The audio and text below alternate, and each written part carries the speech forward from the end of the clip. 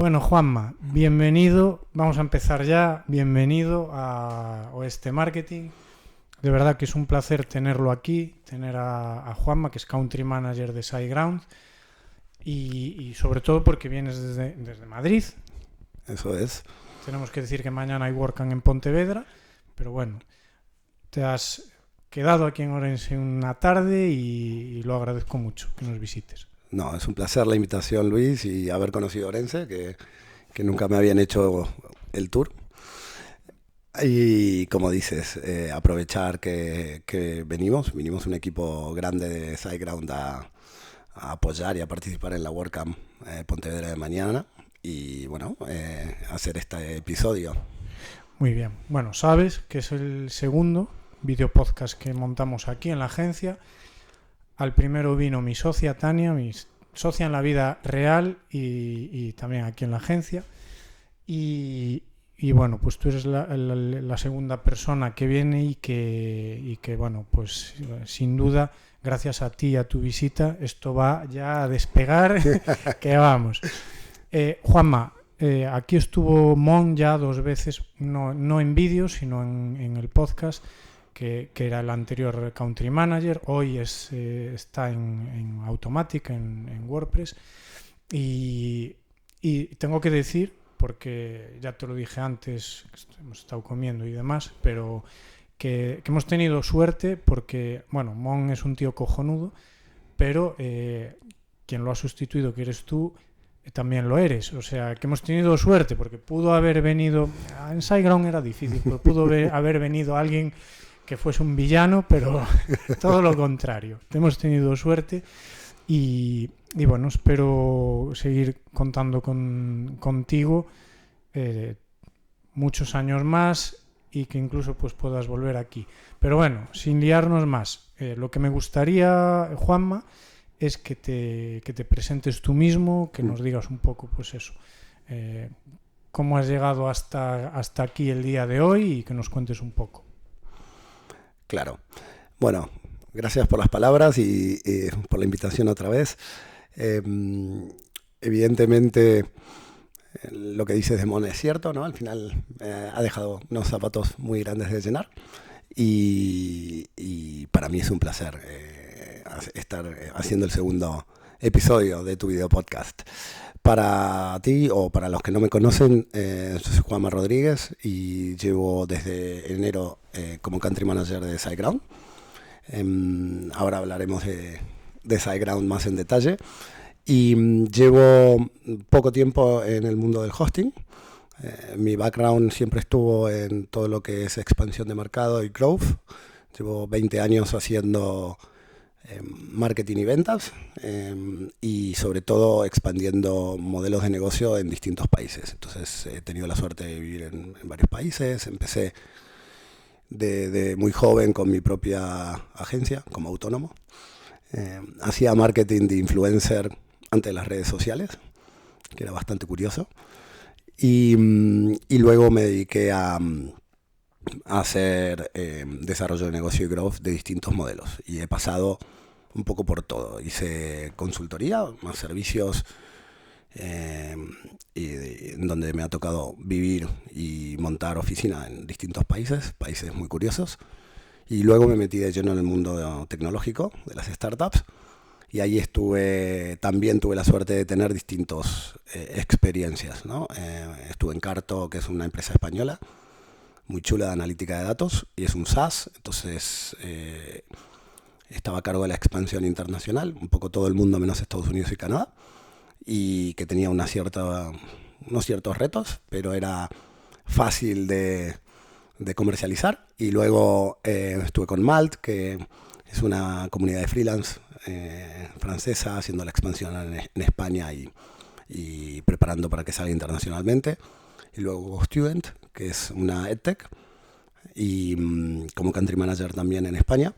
Y ahora llevo 8 o 9 meses en SiteGround, en el mundo del hosting, y encantado de estar aprendiendo mucho, la verdad, y de haber heredado un gran equipo y bueno, la verdad que descubriendo una empresa excelente en todo sentido. Bueno, ya sabes que aquí en la agencia pues llevamos con SiteGround muchos años. Empezamos sobre 2017 con SiteGround.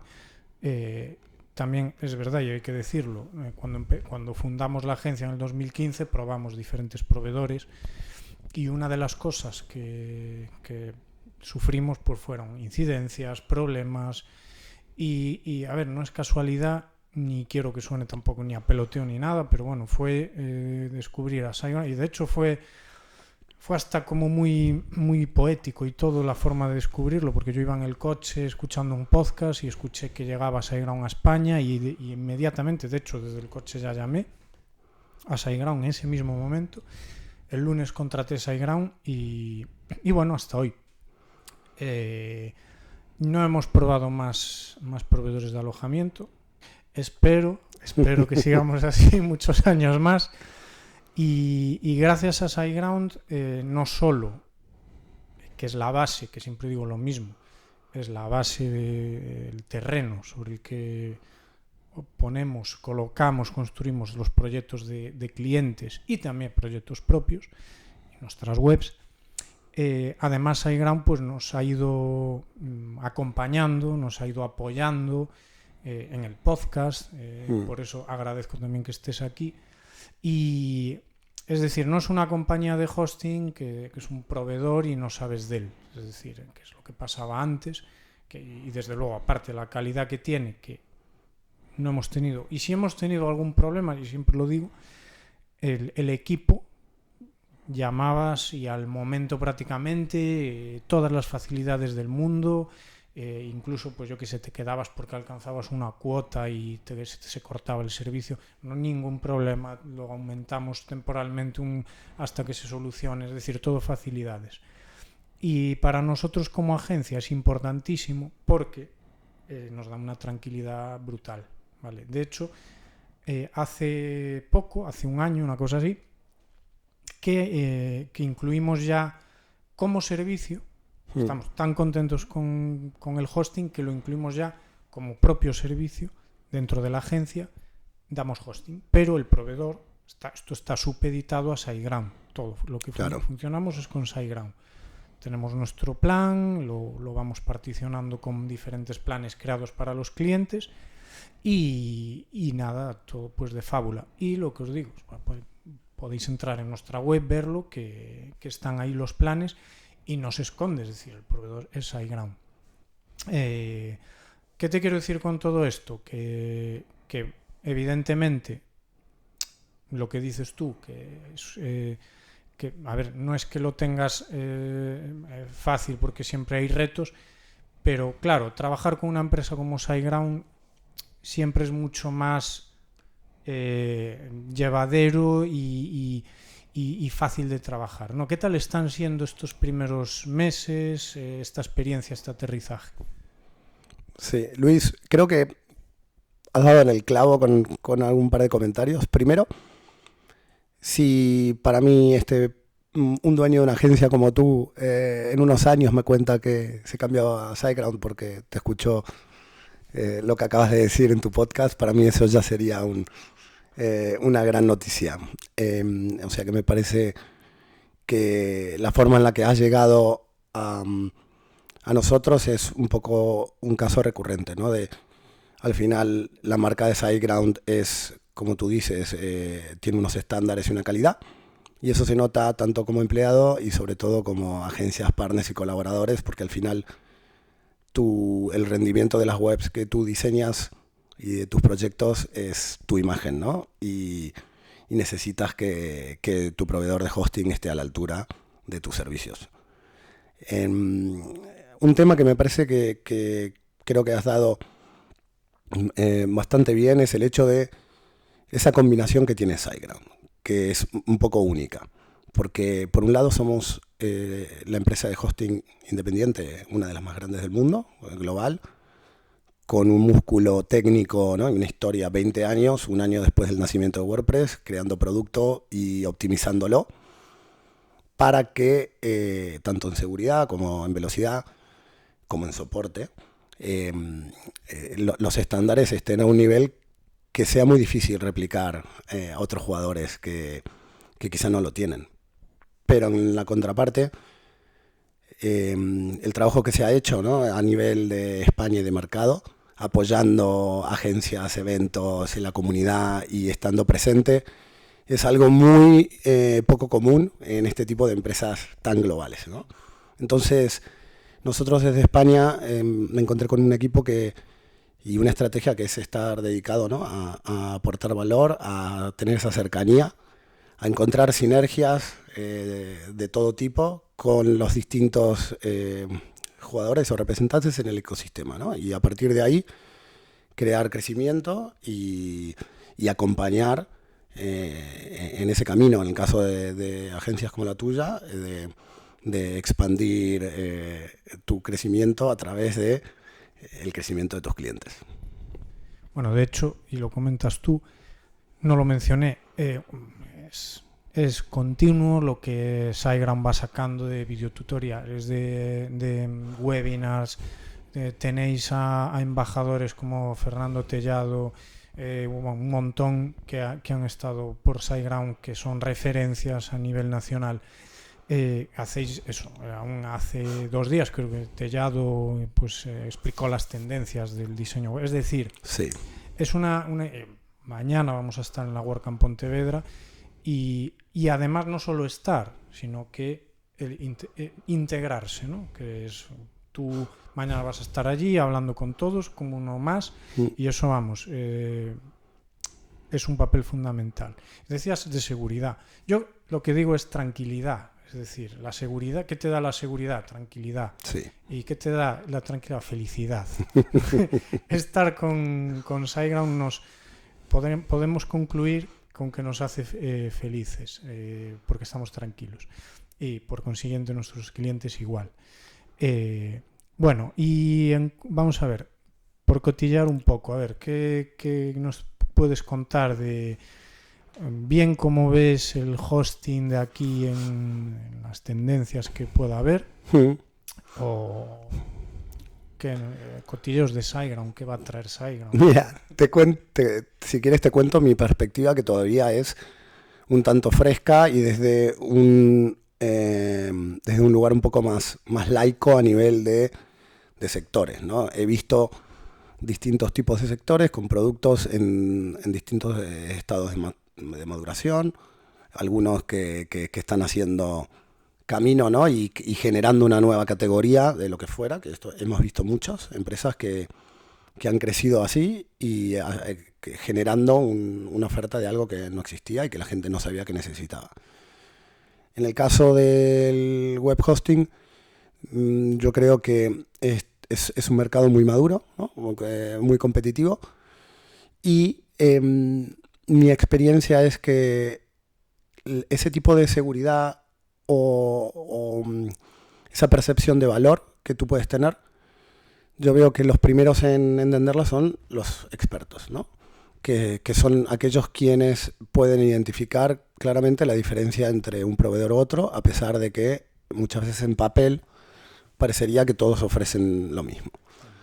Y lo segundo, que es un poco más menos feliz, es que muchas veces nos acordamos de la seguridad cuando tenemos un problema, o nos acordamos de la performance cuando tenemos un problema, y eso trae un costo asociado, y quizá tú, si no hubieses estado teniendo problemas durante una semana con la web de tu cliente y que te haya quitado el sueño, quizá no hubieses tomado acción en ese momento en el que nos has descubierto. Y creo que el gran desafío que tenemos en el sector, pero sobre todo que tiene SiteGround, es transmitir ese valor agregado, ¿no?, y que se perciba realmente la diferencia que hay, que está detrás de una landing page o de un UX, y tiene que ver con lo que te comentaba antes, ¿no?, con llevar 20 años en el mercado, con estar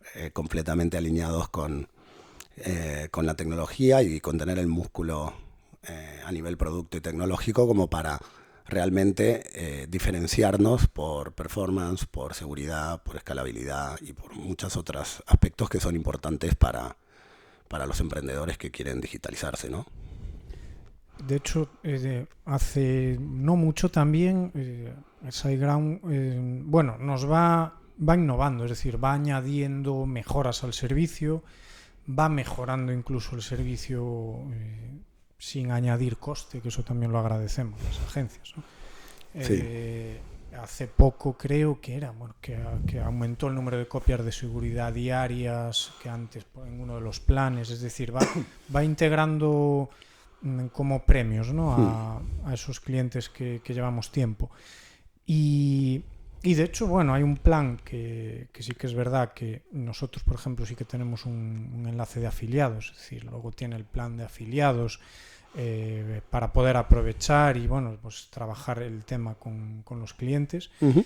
Y que, a ver, ya lo hemos comentado, depende también del tipo de cliente, porque, por ejemplo, en nuestro caso, nuestro cliente muchas veces lo tienes que acompañar tú hasta dar de alta el plan de hosting. Entonces, eso como que ya queda en un segundo plano. Pero qué duda cabe que es interesante ese sistema, pues para también, de alguna forma, nos ganar, ¿no? Aparte de ser clientes de SiteGround, podemos ganar algo de un dinerín ahí con SiteGround. Entonces, sobre el plan de afiliados hay...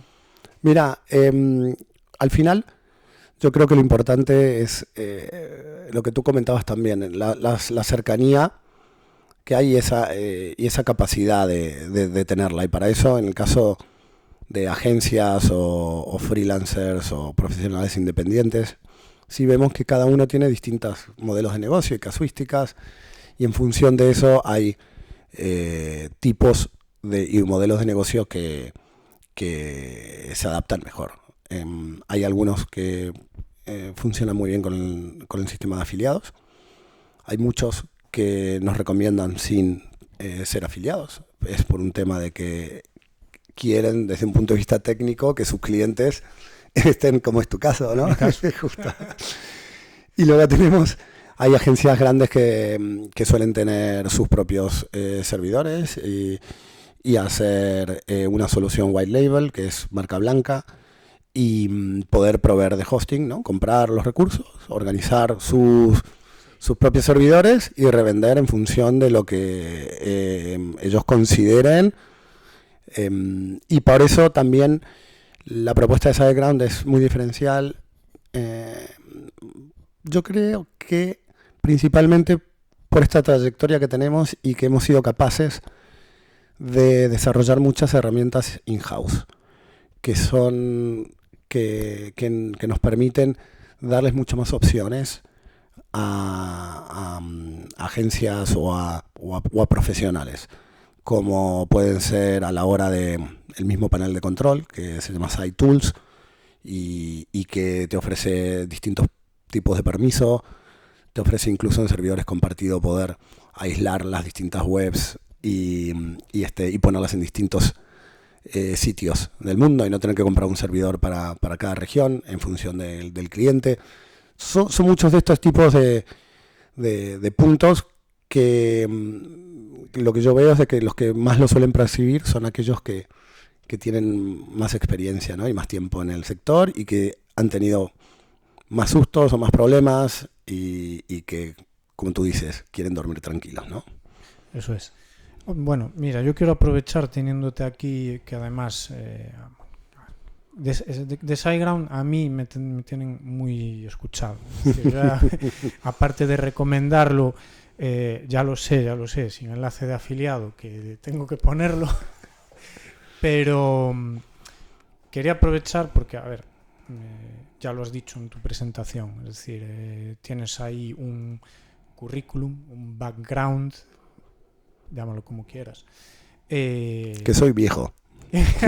No, por ahí andamos, creo. SiteGround, eso, está bien, pero hay ahí un montón de experiencia, decías, sí. Sobre todo en crecimiento en growth de empresas, en crecimiento de empresas. Uh-huh. Habías dicho que estuviste en Malt, en una empresa Era de freelance, ¿no? Sí, es una plataforma es como un Airbnb. Sí. En lugar de tener habitaciones o casas, hay profesionales digitales que venden sus servicios, eligen su precio, negocian directo con los clientes. Entonces, una gran comunidad de freelancers. Eso encaja mucho también con con el ámbito en el que nos movemos nosotros, es decir, Malt. Sí. O sea, toda la gente que nos dedicamos a esto, como freelance, pues es una buena plataforma. Pero me habías dicho que te encargaste de expandirla, ¿no? Y yo creo que hay un montón de conceptos interesantes que podemos sacar, porque a ver, nosotros aquí en la agencia, sabes que tenemos clientes, bueno, diferentes tamaños, que tienen productos que a lo mejor pueden crecer, ¿no? Y crecer no siempre significa crecer en expandirse internacionalmente o en número de empleados o en producción, que se puede crecer de muchas formas. Yo creo que puede ser interesante que nos comentes, por ejemplo, pues tu experiencia en Malt o en esas empresas que estuviste. Y no me quiero olvidar que luego nos tienes que contar esto de que estuviste en países muy extraños. Volveremos ahí, ¿no? ¿Y qué anécdotas sacas de ahí? No te preocupes, podría dar para varios episodios más. Mira, yo creo que lo primero que aprendí de haber tenido la suerte y el privilegio de haber trabajado con emprendedores brillantes y empresas que han crecido mucho y que han marcado la diferencia es que lo más importante es la estrategia. La estrategia, el principal error que yo veo que se comete es que se pone de moda un término, una palabra, una metodología y de repente todo el mundo quiere aplicarla, ¿no? Y es como que si no aplicas eso, no compites o estás fuera de mercado. Y para mí lo más importante es que esa estrategia se haga a medida de la empresa, del producto, de lo que vendes y de los recursos y del equipo que tengas. Y entonces hay muchos conceptos que yo creo que se pueden aplicar a los pequeños emprendedores, incluso a los autónomos o a cualquiera que quiera hacer crecer su negocio, expandirlo y bueno, o escalarlo. Y sí que creo también que algunos modelos cambian, ¿no? Pero al final hay una métrica que a mí me gusta mucho, que es el CAC LTV, o que de forma sencilla significa cuál es tu costo de adquisición de cliente y cuánto dinero te deja ese cliente a lo largo de su vida, ¿no? En promedio. Y con esa unidad y esa métrica, entender un poco cuál es la salud que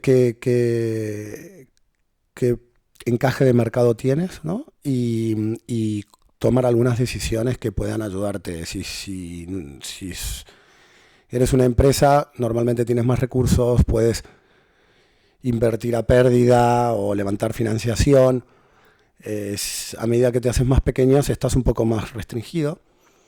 Pero un poco la norma de 3 allí es, para que tu unidad de negocio sea saludable, deberías tener un 3-1, que significa que el cliente te va a dejar 3 veces lo que tú te gastas en adquirirlo. Luego tiene que ver también qué tipo de producto sea, si son servicios, si tiene inventario, si es un SaaS, si tiene dependencias en función de cómo te expandes y demás. Y ahí, si tienes un mejor CAC LTV, mejor, porque es más rentable.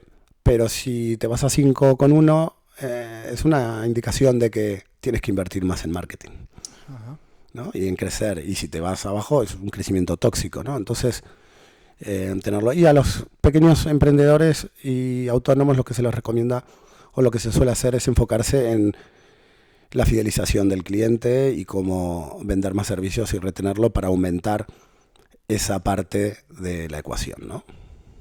El 1-1 es un cliente tóxico. Ese fuera.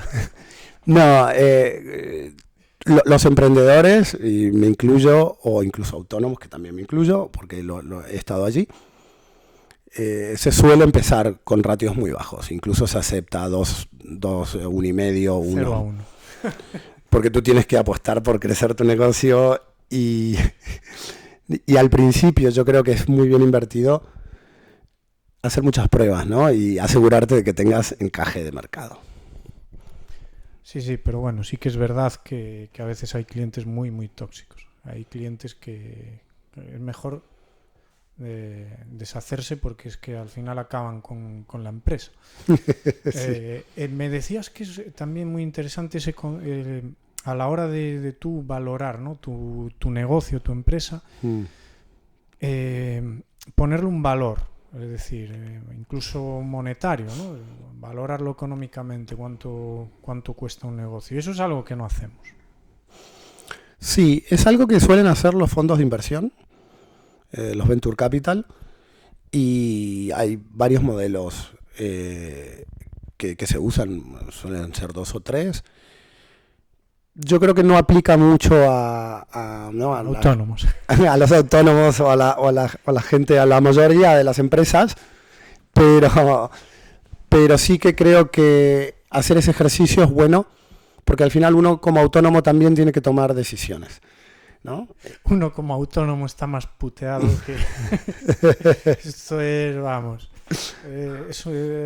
hace años no, Juanma. Hace años igual era menos atrevido, pues que a día de hoy darse de alta como autónomo, ir ahí a la tesorería de la Seguridad Social. Quiero darme de alta como autónomo. Esto ya, vamos, hay que ponerle ahí una figura al salir. Pero bueno, igualmente, y perdona que te corté. No. Pero sí que creo que es interesante, por lo menos, yo siempre digo que los números mandan. Sí. Que al final, en lo que es la gestión del negocio, evidentemente, pues tienes que pensar una estrategia de negocio y tener el producto y tal, pero que los números mandan al final y te ayudan también a tomar decisiones. Por eso te decía que aún siendo autónomos puede ser interesante. ¿Hay alguna forma sencilla, por decirlo así, de monetizar? Imagínate, yo, no es el caso, pero imagínate, mañana quiero vender esta agencia de marketing. Sí. ¿Hay alguna fórmula o alguna metodología para ponerle precio? Sí. Normalmente es un poco el múltiplo de tu facturación, ¿no? Y los múltiplos, al ser al ser servicio, que calculo que gran parte de lo que vende es servicio, sí, el múltiplo suele ser muy bajo. Pero luego puedes buscar efectos multiplicadores que tengan que ver con una estrategia. Es decir, muchas veces las agencias o hay ciertos sectores que se crece a base de adquirir otras empresas. Entonces, si tú quieres vender tu agencia, yo lo que haría es un proceso de go-to-market de tu venta. Es decir, saber exactamente quién es tu potencial comprador, tenerlos identificados, será probablemente alguien de España o una de fuera que quiera estar en la región, cuál es tu valor diferencial, o sea, normalmente cuando hay un interés, o suele ser por una cartera de clientes existentes entre agencias que se usa mucho, pero también muchas veces es por una percepción y un posicionamiento. Si tú tienes un nicho y tienes un negocio que no tiene mucha facturación, pero que estás muy bien posicionado en un nicho, eso puede tener valor para una agencia más grande que quiera entrar en ese nicho, por ejemplo. Luego te paso ahí unos números y me vendes. Hacemos el deck. Otro tema muy interesante es por ejemplo, para el día a día aquí, ¿no? Por clientes que pueda tener yo o similar. Aquí, por ejemplo, en Galicia es muy típico el negocio de un pequeño artesano, ¿no? Sí. desde productos gastronómicos a artesanía, es decir, eso lo que se hace de forma artesanal, un producto que hay una producción limitada y que bueno, de alguna forma, como todo el mundo, pues busca crecer, pero es lo que te decía antes, ¿no? Que no es solo el crecer en producción, porque a veces es limitada, es decir, no puedes crecer en más producción. En ese caso, ¿qué opciones tenemos? Sí, eso al final tiene que ver con lo que hablábamos antes, ¿no? De que cada modelo de negocio tiene sus dependencias y sus limitaciones o no. Y en el caso donde hay inventario y es una producción boutique o limitada, eso es parte del valor agregado que tiene el producto en sí.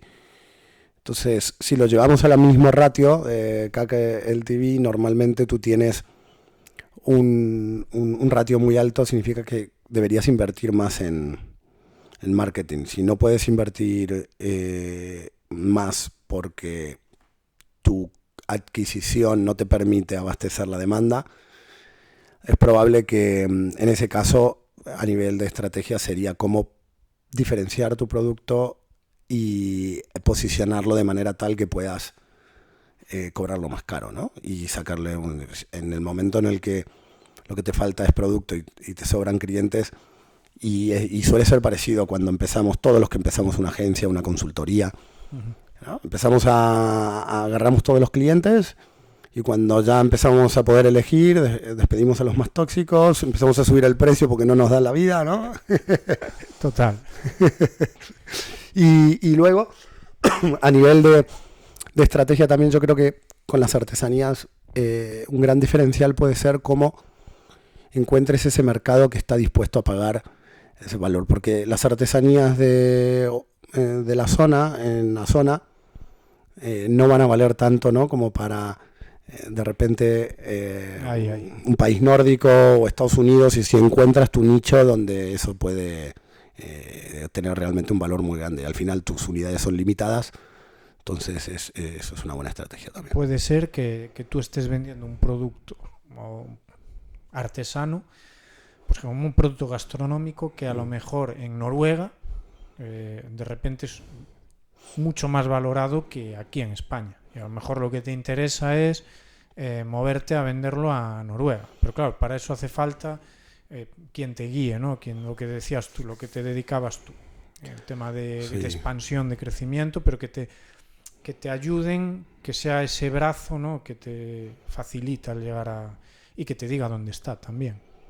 Sí, y hacer uno, ¿no? Entender cómo hacer el research, el análisis y cómo hacer validar las hipótesis y tratar de ser lo más ágil y menos y más eficiente, ¿no? En ese tipo de pruebas. Y me decías también que se establece de alguna forma, pues como, por ejemplo, una empresa, ¿no? Que se quiere expandir de España a Francia, ¿no? Sí. Pero después bueno, a ver, que también que la expansión, ojo, puede ser a nivel, no tienes que irte a otro país, sino, por ejemplo, de Galicia a expandirte a Madrid o al resto de España, ¿no? Pero si hablamos, por ejemplo, por ponerlo más fácil, de países, decías que se valora mucho el que una empresa pueda expandirse fácilmente de un país a otro país. Esas son las más valoradas, ¿no? Las que es fácilmente que no depende tanto, pues, de las normas, reglas de cada país, que se adapta mejor, ¿no? Bueno, ahí tiene mucho que ver con el producto o la propuesta de valor o el sector de la empresa.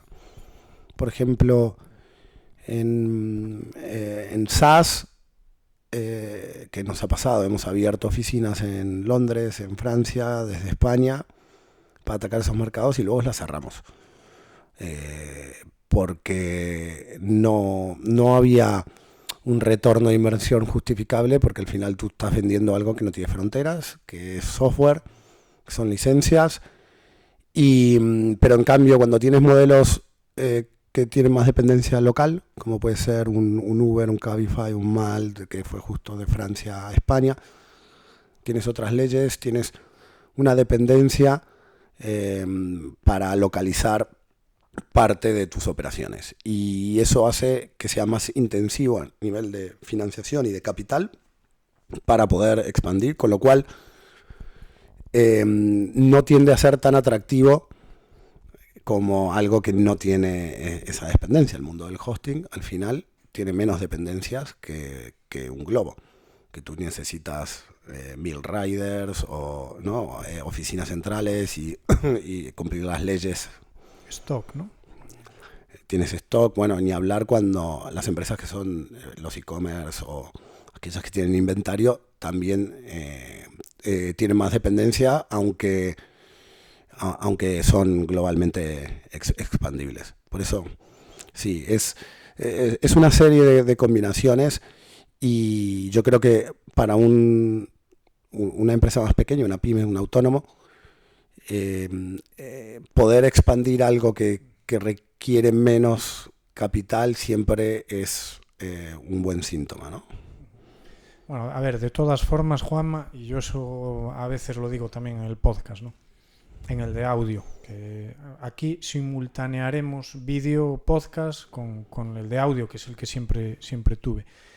Y el otro día aún lo decía, ¿no? Es decir, no nos equivoquemos en que para crecer también hay que esforzarse, porque no es coger y decir, no, mira, yo tengo este negocio, házmelo crecer. Pues es decir, yo veo muchas veces que hay quien pues, cree que el negocio crece solo, sin hacer nada, ¿no? Sí. Entonces, cuando se coge un caso de estos, de una empresa que quiere crecer, realmente entiendo que será muy importante también valorar no solo, o sea, los emprendedores, los Sí, que están claro. trabajando en la empresa, porque si tú, no sé si se te dio el caso, pero detectas que viene una empresa, Sí. pero los emprendedores, los empresarios, no puede ser que detectes que por su forma de gestionar, aunque la empresa tenga potencial, no va a crecer. Sí. Lo que tú dices está muy estudiado por los fondos. Tienen una matriz en donde hay distintas etapas de inversión, ¿no? Muchas empresas levantan una ronda con una idea. Y bueno, cuando el capital era más barato, hace no muchos años, unos 2 o 3, hubo casos de gente que con un PowerPoint, ¿no? Levantaba rondas y... ¿Dónde estaba yo? Yo nunca lo hice, me gustaría, pero hay muchos casos conocidos. Y al final, mientras más inicial es tu empresa a nivel de operaciones, hay veces que ni siquiera tienes revenue, lo que valoran es la idea, ¿no? Claramente, cómo la vas a ejecutar, cuál es el mercado al que puede servir, y lo más importante es el equipo fundador. Cuál es el track record, qué hicieron antes y cuál es el cap table, es decir, qué tan jugados están en su proyecto, y ahí es donde pesa más. Una vez que la empresa está más consolidada, está más avanzada y ya hay trayectoria y está probado el modelo de negocio, los ingresos, la facturación, la continuidad, ya tiene menos peso porque está más validado, ¿no? La idea ya es un buque, y se sabe que los cambios son más lentos, ¿no? Y eso va a seguir su rumbo. Bueno, es que me fue el santo al cielo, porque estabas comentando lo de los emprendedores y lo del esfuerzo, y se me estaba ocurriendo una pregunta que se me fue, ¿vale? Pero estábamos hablando de eso, del esfuerzo, de que muchas veces... Ah, bien, ya me acordé. La idea, ¿vale? Es decir, también puede ser un objetivo, ¿no?, de una empresa. Mira qué bien hilé, qué bien retomé. Simplemente crear un modelo de negocio, sí, para venderlo. Claro. Sí, hay grupos que se dedican a eso, a replicar modelos de negocio que funcionan en otros países. Yo creo que todos mañana en la WordCamp y todos los que somos emprendedores de alguna manera intentamos hacer eso, ¿no? Decías un éxito, pero exit. El exit, sí, digo, no, de replicar un modelo. Y hay algunos, es que ahí está lo que quiera cada empresa. No todo el mundo tiene que crecer. Hay gente que le gusta vivir tranquilo, tener sus clientes. Bueno.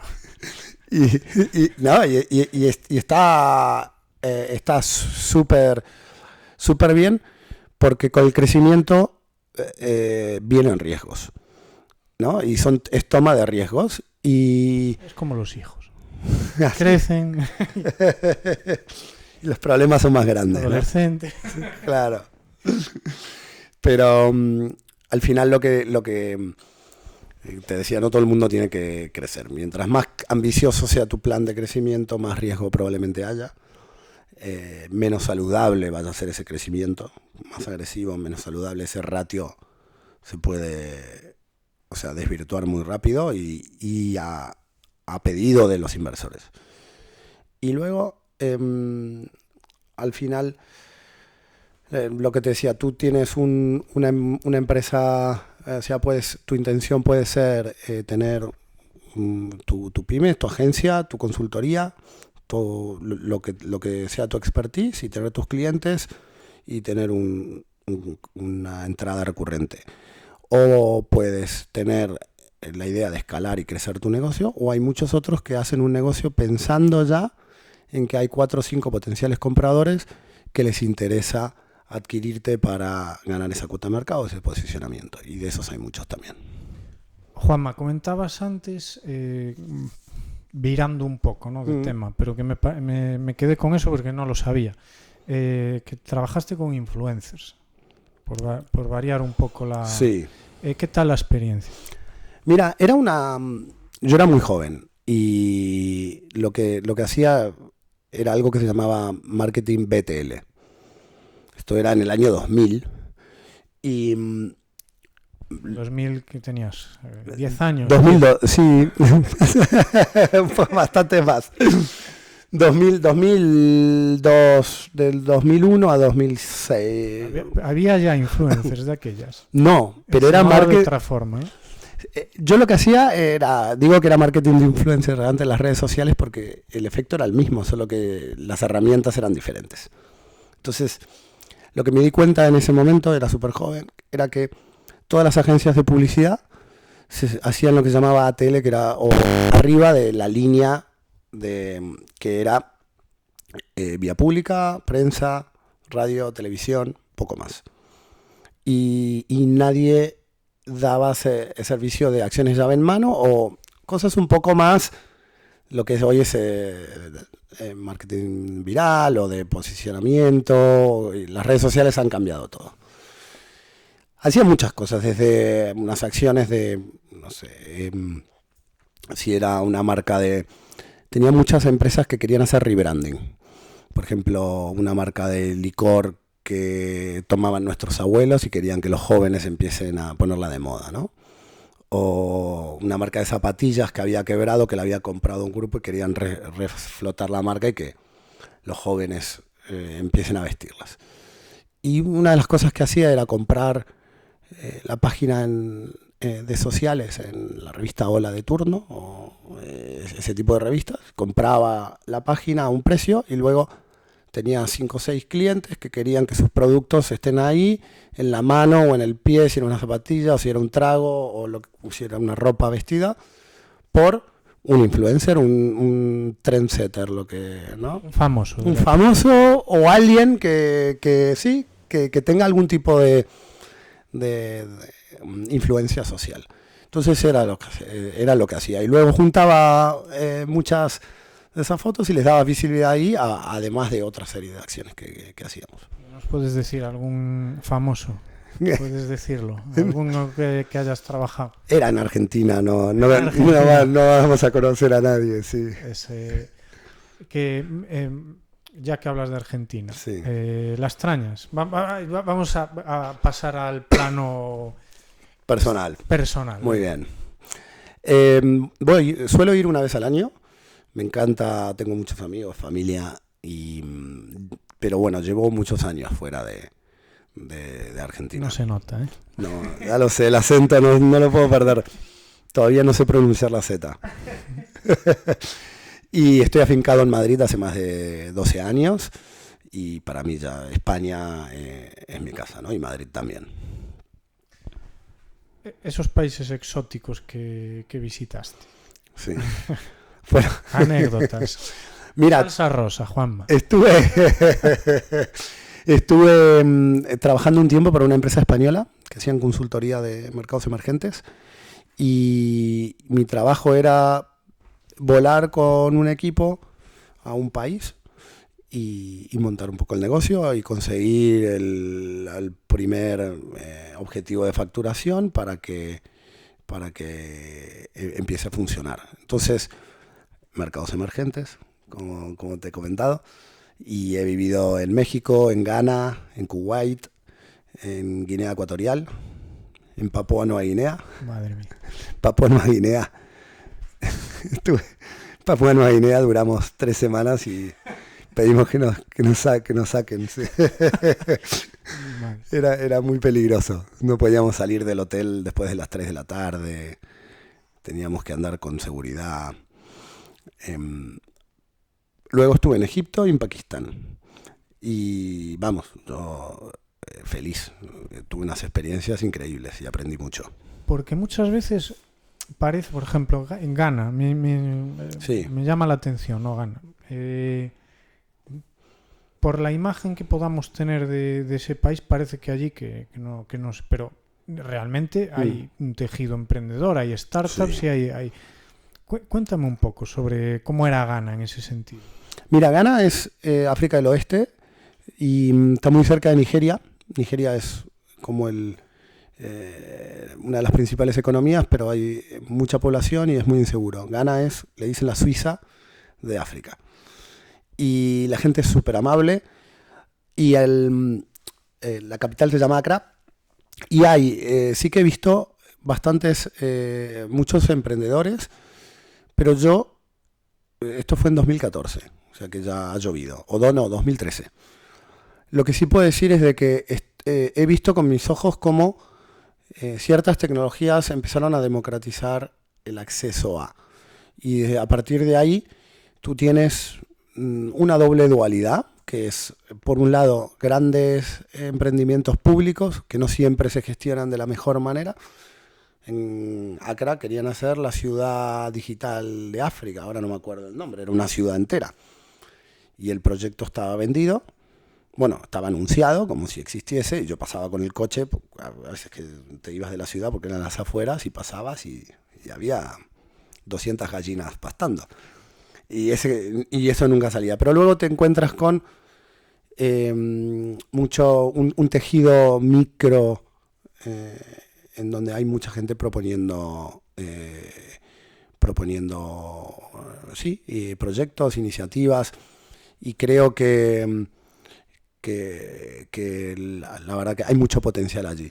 Cosas que funcionaban muy bien y que empezaron a cambiar fue todo lo que tenía que ver con el móvil, ¿no? Empezaron a poder hacer pagos a través del móvil, a tener como una inserción financiera, y eso lo permitió la tecnología y es algo que potenció un poco este tipo de tejido. Bueno, Juanma, por ir un poco ya encarrilando, porque tienes que coger el tren. Perdemos el tren, si no. Lo más de todas estas experiencias internacionales que tienes, lo más psicodélico que te haya pasado en un país lejano, no sé. Me pasaron muchas cosas.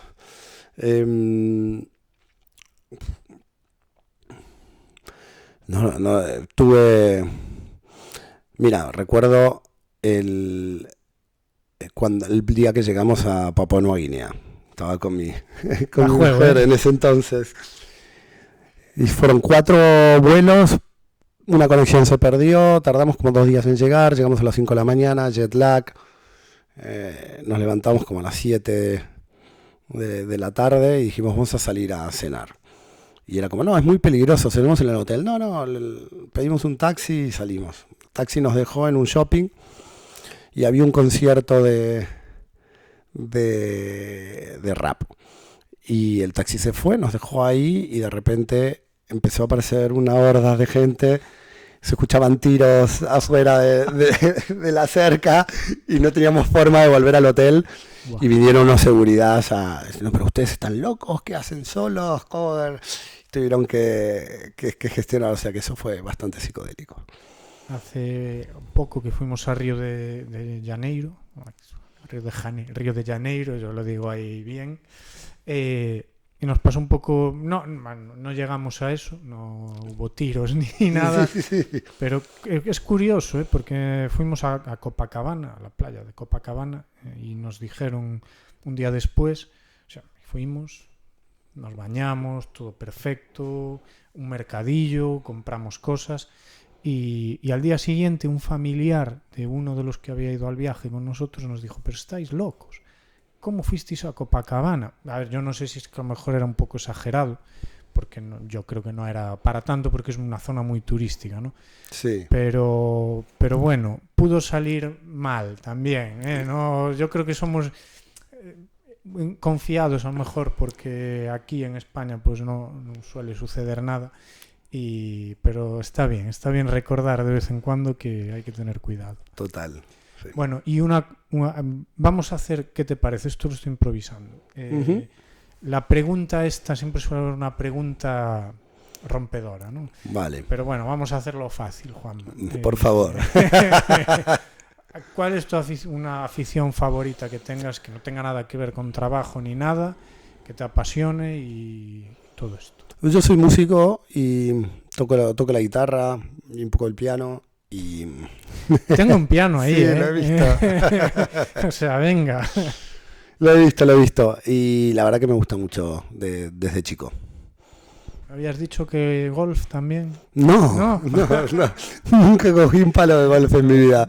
Algo hablé contigo en Vigo de algo, de correr o surf o kitesurf. Sí, eso. El kitesurf puede ser. Pero golf, tenis y para el fútbol soy bastante malo también. Messi, tío. Ya no. Las últimas veces que jugué me lesioné y ya no juego más. ¿Eres aficionado al fútbol? Sí. Sí. Tengo que empezar que he dejado de verlo un poco después de la pandemia. Perdí la constancia. Enhorabuena por el Mundial. Gracias. Bueno, Juanma, un placer haberte tenido aquí, de verdad. Muchas gracias, que seguiríamos hablando, y no es lo típico de decir, seguiríamos hablando horas. No, pero bueno, es verdad. Espero que vuelvas algún día por aquí. Sabes que Ourense es una tierra que te acoge con los brazos abiertos. Muchas gracias. Y Oeste Marketing. También un placer haberte tenido aquí. Muchas gracias. Gracias, Luis. Un placer y volveremos.